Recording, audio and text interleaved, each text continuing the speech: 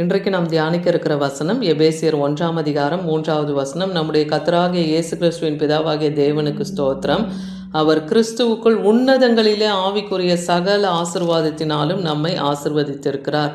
பிதாவாகிய தேவன் ஆண்டவராகிய இயேசு கிறிஸ்துவுக்குள் ஆவிக்குரிய சகல ஆசீர்வாதத்தினாலே நம்மை ஆசீர்வதித்திருக்கிறார். எப்படி நம்மை ஆசீர்வதிக்கிறார்னா, அதற்கு அடுத்த வசனத்தில் பார்த்தீங்கன்னா எபேசியர் 1:4 தமக்கு முன்பாக நாம் அன்பிலே பரிசுத்தம் உள்ளவர்களாய் குற்றமில்லாதவர்களுமாய் இருப்பதற்கு அவர் உலகம் தோன்றுவதற்கு முன்பாகவே கிறிஸ்துவுக்குள் நம்மை தெரிந்து கொண்டு நம்மை ஆசீர்வதித்திருக்கிறாராம். உலகம் தோன்றுவதற்கு முன்பாகவே தேவன் நம்மை தெரிந்து கொண்டு நமக்குள் கிறிஸ்துவுக்குள் வைத்த ஆசீர்வாதத்தை நமக்குள்ளேயும் வைக்கிறார்.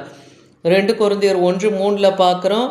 பிதாவாகிய தேவனும் இரக்கங்களின் பிதாவும் சகலவித ஆறுதலின் தேவனுமாய் அவர் இருக்கிறதுனால நம்ம அவருக்கு ஸ்தோத்திரத்தை செலுத்தணும். எபேசியர் 2ஆம் அதிகாரம் 6ஆம் வசனத்தில் கிறிஸ்து இயேசுவுக்குள் அவர் நம்மிடத்தில் வைத்த தயவினால், கிறிஸ்து இயேசுக்குள்ள நம்ம அதாவது உலக ஜனங்கள் மேலே அவர் வைத்திருக்கிற தயவுனாலும் தம்முடைய கிருபையினாலும் அவர் மகா மேன்மையின் ஐஸ்வர்யத்தை வருங்காலங்களிலும் விளங்க செய்வதற்காக அவருக்குள் சகல ஆசீர்வாதத்தையும் ஆண்டவராகிய இயேசு கிறிஸ்துவுக்குள் வைத்திருக்க அவரை விசுவாசிக்கும் போது அந்த ஆசீர்வாதங்கள் எல்லாம் நமக்கும் கிடைக்குது. ஆதியாகமம் 22:18 பார்க்குறோம்.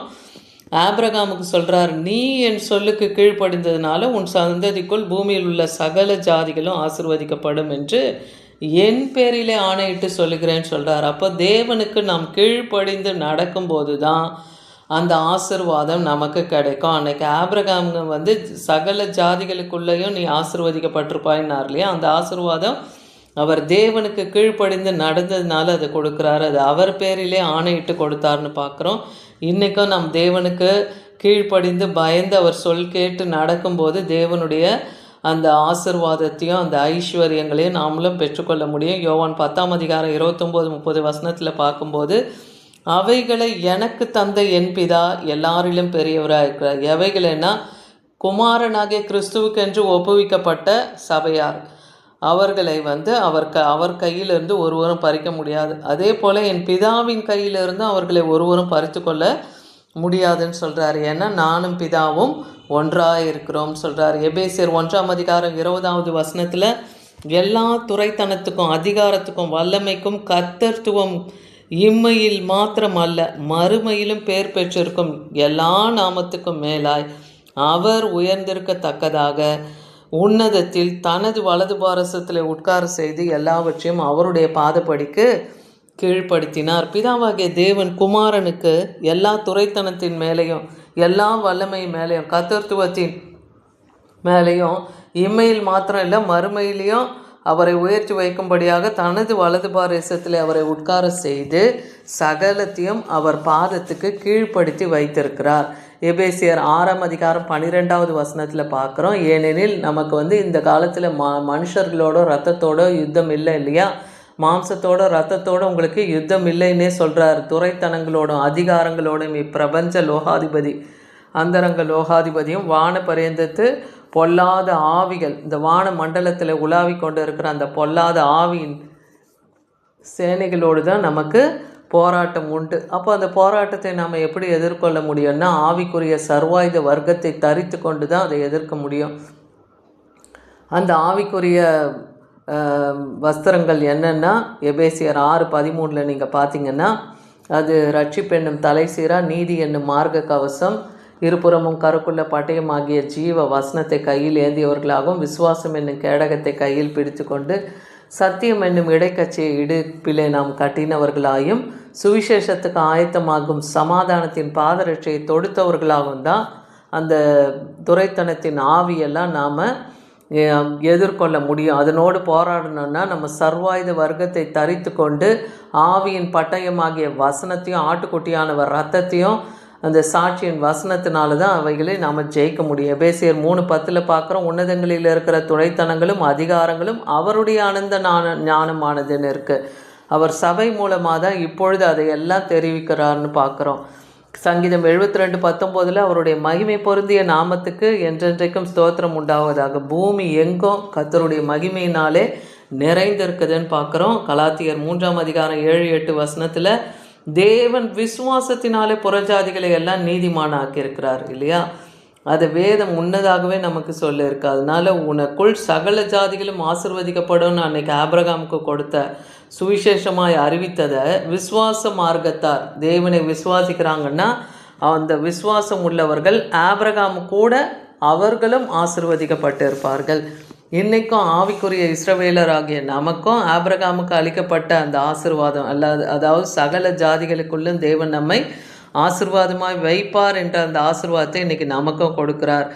ஏசாயா 61:9 பார்க்குறோம், அவர்கள் சந்ததியானது ஜாதிகளின் நடுவிலும் சந்தானமானது ஜனங்களின் நடுவிலும் அறியப்பட்டிருக்கோம். அப்போ கர்த்தருக்கு பயந்து அவர் கீழ்ப்படிந்து அவருக்கு செவி கொடுத்து நடக்கும்போது ஆபிரகாமின் சந்ததியை ஜாதிகளுக்கு நடுவிலும் அவருடைய சந்தானங்களை ஜனங்களுக்கு நடுவிலும் தேவன் எப்படி அறியப்பட்டு வைக்கிறாரோ அதே போல் இன்றைக்கி நம்மளுடைய பிள்ளைகளையும் தேவன் அறிய பண்ணுவார். அவர்கள் கர்த்தராலே ஆசிர்வதிக்கப்பட்ட சந்ததி என்று மற்றவர்கள் அறிந்து கொள்வார்கள். சங்கீதம் 134:3 பார்க்குறோம், வானத்தையும் பூமியும் உண்டாக்கின கர்த்தர் சீயோனிலிருந்து உன்னை ஆசிர்வதிக்கிறார். அவர் வாசம் பண்ணும் அந்த உன்னத ஸ்தலத்திலிருந்து தேவன் நம்மை ஆசிர்வதிக்கிறவராக இருக்கார். யோவான் 17:21 பார்க்குறோம், அவர்கள் எல்லாரும் ஒன்றாக இருக்கவும் பிதாவே நீர் என்னை அனுப்பினதை இந்த உலகம் விசுவாசிக்கிறதுக்காக நீர் என்னிலும் நான் உம்மிலும் இருக்கிறது போல அவர்களும் நம்மிலே ஒன்றாக இருக்க வேண்டும்னு குமாரனாகிய கிறிஸ்து சொல்கிறார்.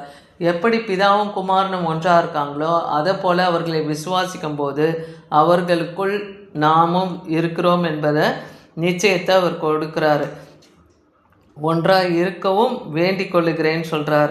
சங்கீதம் 72:17 அவருடைய நாமம் எப்படி இருக்கான், என்றென்றைக்கும் சூரியன் உள்ள மட்டும் அவருடைய நாமம், கர்த்தருடைய நாமம் இந்த உலகத்தில் சூரியன் இருக்கிற வரைக்கும் அவருடைய நாமம் இருக்கும், அவருடைய சந்தான பரம்பரை வரைக்கும் அது நிலைக்கும்னு பார்க்குறோம். மனுஷர் அவருக்குள்ளே ஆசிர்வதிக்கப்பட்டவர்களாக இருக்காங்க. எல்லா ஜாதிகளும் அவரை பாக்கியம் உள்ளவர்கள் என்று வாழ்த்துவார்களாம். ரோமர் 12:3 பார்க்குறோம், தன்னை குறித்து என்ன வேண்டியதற்கு மிஞ்சி, அதாவது எந்த ஒரு மனுஷனும் தன்னை மிஞ்சி எண்ணாமல் அவனவனுக்கு தேவன் பகிர்ந்து கொடுத்த விசுவாசத்தின்படி தெளிந்த எண்ணம் உள்ளவர்களாய் தான் தன்னை எண்ணணும், அதற்கு மிஞ்சி தன்னை அதிகமாக யாரும் எண்ணக்கூடாதுன்னு சொல்கிறாரு. யோவான் 14:20 பார்க்குறோம், நான் உங்களில் இருக்கிறது அந்நாளிலே நீங்கள் அறிவீர்கள். அதாவது பிதாவும் குமாரனும் ஒன்றா இருக்கிறத நீங்கள் எப்போ உணர்றீங்களோ அப்போ நமக்குள்ளே அவர் இருக்கிறதையும் நாம் அறிந்து கொள்ள முடியும். 1 கொரிந்தியர் 1:30 பார்க்குறோம், அவரே தேவனால் நமக்கு ஞானமும் நீதியும் பரிசுத்தமும் மீட்புமாக இருக்கிறார் நம் ஆண்டவராகிய இயேசு கிறிஸ்து. அதனால் இன்னைக்கு பரலோகத்தில் உள்ள அனைத்து ஆவிக்குரிய ஆசீர்வாதங்களையும் விசுவாசிகளாகிய நமக்கு தேவன் கொடுத்திருக்கிறார். அவரை நாம் அதனால் துதித்து அவரை பாடி மகிமைப்படுத்துகிறவர்களாக இருக்கணும், தேவனை ஸ்தோத்தரிக்கணும். ஏன்னா நம்முடைய ஆசீர்வாதங்கள்லாம் அவரை போற்றுவதும் கிறிஸ்து இயேசுக்குள் அனைத்து ஆசீர்வாதங்களும் நமக்கு கிடைக்கும். அப்போ தான் அதே போல் ஆவிக்குரிய ஆசீர்வாதங்கள் பரலோகத்தில் மட்டும் இல்லாமல் பரலோகத்திலும் இந்த பூலோகத்திலும் அது கொடுக்கப்பட்டிருக்கு. அந்த ஆவிக்குரியவைகள் அது என்னன்னு பார்த்தோம்னா பரிசுத்த ஆவி, மீட்பு, ஜீவன்.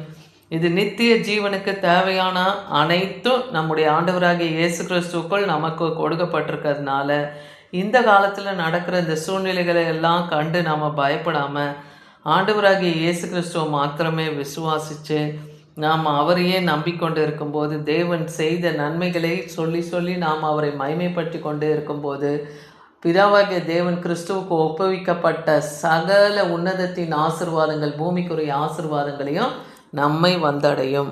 ஆமீன்.